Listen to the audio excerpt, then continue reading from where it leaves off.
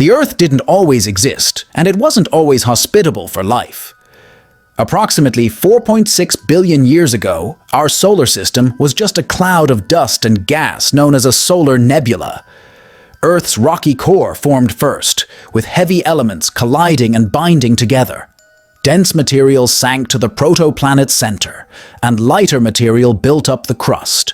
The Earth suffered a huge impact sometime during its formation that catapulted pieces of the young planet into space and formed the Moon, which took up orbit around the young planet. This was known as the Paleo-Archean era, when the Moon was still very close to Earth and likely caused huge tides of more than 300 meters high. Hurricane-force winds blasted through the planet, and the evolutionary process began. The new Earth was a hellish place during this time. The flow of the mantle beneath the crust caused the movement of large plates of rock on the planet's surface. Collisions of these plates created huge mountains and volcanoes that continually erupted, shooting out huge amounts of lava and gases. Reefs were created in the oceans at this time.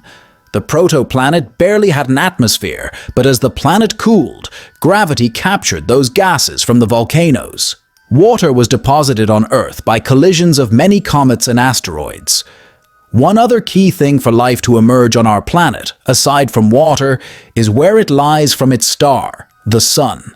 Earth sits in what's called the Goldilocks zone, which puts it close enough to the Sun to allow liquid water to exist on the Earth's surface.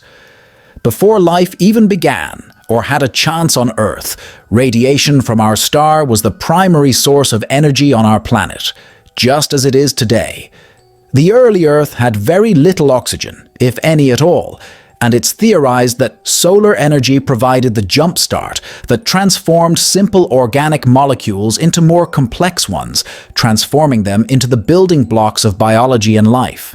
Life likely developed in undersea alkaline vents and was probably based on ribonucleic acid, a nucleic acid that is present in all living cells, rather than deoxyribonucleic acid, an organic chemical containing genetic information and instructions for protein synthesis. At some point during this time, a common ancestor gave rise to two main groups of life: bacteria and archaea. Although exactly how this happened is still uncertain. For billions of years, tiny microbes and single-celled organisms evolved and began feeding on methane around 3.6 billion years ago. And at the 3 billion year mark, evidence of viruses were found. However, some argue that viruses could be as old as life itself. Sometime during Earth's early history, the planet took a turn towards habitability. A group of microbes known as cyanobacteria evolved with the ability to turn light and water into energy and released oxygen in the process. Dissolved oxygen caused iron in the oceans to rust and sink to the seafloor, which formed striking red-banded iron formations. But between 2.4 and 2.1 billion years ago, something incredibly remarkable and disastrous took place in this early cycle of life. The poisonous waste produced by these evolved photosynthetic cyanobacteria, oxygen, built up in the atmosphere, causing anaerobic bacteria to die off, leading to the Earth's first mass extinction, which some call the Great Oxidation Event. Oxygen became toxic because of the high levels and overwhelmed the natural antioxidant defense system of any living microbe or bacteria at the time. Basically, these cyanobacteria, in the form of algae, ate themselves to death and caused a global extinction. But the worst was about to come. Around 2.3 billion years ago, the Earth froze over as the possible result of the Great Oxidation Event, and volcanic activity on the planet slowed down over time. The ice melted, which resulted in more oxygen being indirectly released into the atmosphere. This gave way to the Neoproterozoic era, where protozoans such as Paramecium, amoebas, and Melanochirium evolved. The first animal cells were different from plants, and these cells began feeding on plants and became the first herbivores. During this era, the Earth froze again at least 2 more times, which stunted evolutionary development. However, life found a way, and during this time, Fungi, worms, and other small, bilaterally symmetrical animals survived and evolved. Fast forward to the Paleozoic era. Complex life forms began to develop, including fish, arthropods, mollusks, and echinoderms. Plants started to show up on the surface of the earth, and air-breathing animals started to walk, crawl, and slither on land. Meanwhile, sharks, horseshoe crabs, and starfish began to fill the oceans.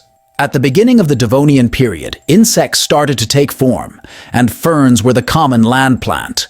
A prehistoric jawless fish with bony armor called the cephalaspes, and crabs, large sharks, hagfish, and ratfish evolved. This gave way to the Carboniferous period, where the climate on Earth was thought to be tropical with little change during the seasons. It gave rise to a new wave of strange creatures. Plants covered the Earth during this time, and the organic deposits of plant debris formed the world's first coal deposits, which humans are still burning today. The growth of these forests increased oxygen levels in the atmosphere, which peaked to around 35% compared to the 21% it is today. This alone might explain the size of the giant creepy crawlies that emerged. Some animals and insects may have developed in water and grew bigger as a way to protect themselves against the high levels of oxygen at the time. One of those were giant insects called Meganeura, which closely resemble modern-day dragonflies, had wingspans of 63 to 68 centimeters, and could be seen in the skies during this period. One incredibly detailed fossil of a huge dragonfly that died 320 million years ago was discovered to have a wingspan of about 75 meters. Deadly poisonous centipedes 2 meters long crawled around with mammoth cockroaches and scorpions as big as 1 meter long. Amphibians began to diversify, and reptiles evolved into forms much like modern-day lizards, with a backbone allowing them to live and move on land. These amphibians were also huge, and some species were predatory, resembling modern-day crocodiles armed with sharp teeth and reaching lengths of almost 6 meters long. Like modern-day crocodiles and alligators, some evolved to have a thicker, scaly skin, which solved the problem of their bodies drying out if they were out of the water too long. For the first time, amphibians evolved to lay amniotic or air-breathing eggs on land, and that changed everything, since these animals could now live out of and away from water sources. The Carboniferous period gave way to the Permian period that began approximately 300 million years ago, just 50 million years before the dinosaurs. All the continents during this period existed as one large landmass called Pangaea. The first large plant-eating and meat-eating animals evolved during this time. Some of these creatures could be mistaken for dinosaurs, but they were actually more closely related to mammals and reptiles. One of these bizarre creatures was Diplocerapsis. It looked a little like a salamander that averaged around 1 meter long, but its head was shaped like a boomerang. Another new reptile on the planet was the iconic Dimetrodon, which grew to about 5 meters long and had a large sail on its back, which is likely used to regulate its body temperature. During the Permian period, mammals were increasing in dominance. The biggest of these were creatures classified as Gorgonopsians, which were a class of giant bear-like animals that all had different teeth specialized for different functions. These animals could be either herbivores or carnivores, and vary in size from less than a kilogram to more than a ton. One group of these creatures were known as cynodonts. Their name means dog-like teeth, and these animals had social behavior. And there is some fossil evidence that shows they hunted in packs. In the oceans, fish with true bony skeletons evolved, sharks and rays flourished, as well as sponges and coral. On land, insects evolved with adapted mouthparts that allowed them to pierce and suck. But around 252 million years ago, the Permian era came to an abrupt end by a cataclysmic event that caused mass extinction. In 2001, scientists made a chilling discovery.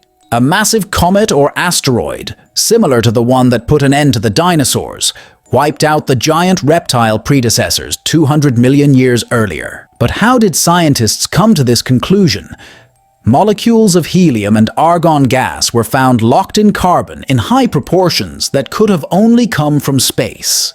It's estimated that the asteroid or comet was between 6 and 12 kilometers wide in diameter. Researchers say the strike would have released the energy 1 million times greater than the biggest earthquake of the last century. Aside from this discovery, there's some evidence that current-day Siberia and China experienced volcanic eruptions on an unimaginably massive scale. Those eruptions created dust and ash clouds that blocked out sunlight.